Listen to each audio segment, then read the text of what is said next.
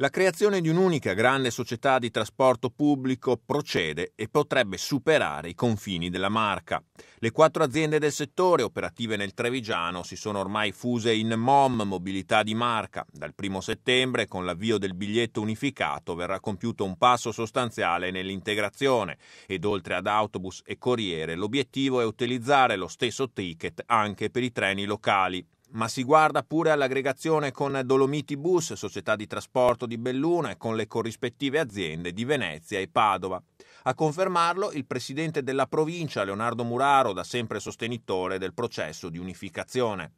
Dicevo, non è un punto d'arrivo ma è un punto di partenza, una tappa, perché noi stiamo già guardando a ovest e anche a nord per ingrandire ancora la MOM. Questo per determinare maggiori economie di scala, per determinare più qualità del servizio e per dare più chilometri ai nostri cittadini, ma soprattutto per affrontare, nel momento in cui sarà determinata la gara per il trasporto pubblico locale su gomma, di avere una massa importante di chilometri per poter sedersi al tavolo di trattativa con un peso determinante per salvaguardare l'identità di un servizio pubblico reale, perché le grandi società private non entrino nei consigli di amministrazione, per garantire per cui i nostri lavoratori, i nostri autisti, i meccanici e tutto l'aspetto anche amministrativo. Già da subito comunque si punta a migliorare il servizio agli utenti, a partire dalle fermate e dalle pensiline di sosta. Quelle principali nei centri abitati potrebbero essere dotate di bar, rivendita di giornali e di schermi che comunichino il tempo di attesa, aggiornato costantemente per l'arrivo del prossimo bus.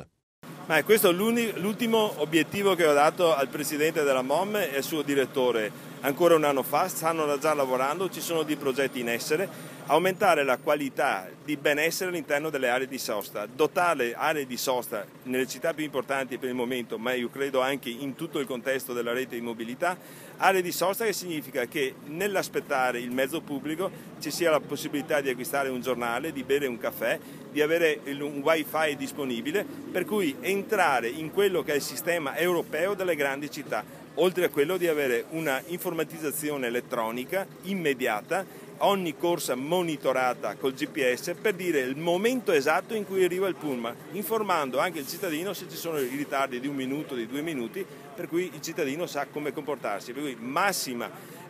benessere verso l'utenza, abbiamo tutte le condizioni e abbiamo anche le risorse per fare questo servizio.